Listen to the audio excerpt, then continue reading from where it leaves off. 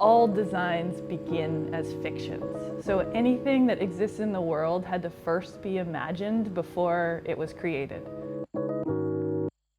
It's really for people who are actually affecting the future, but may not think about it that way.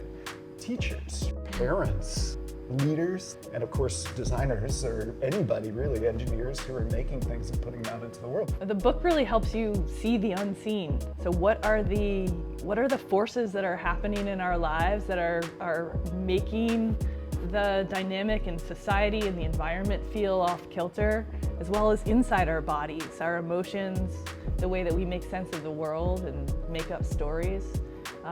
The book can help you see what's happening there.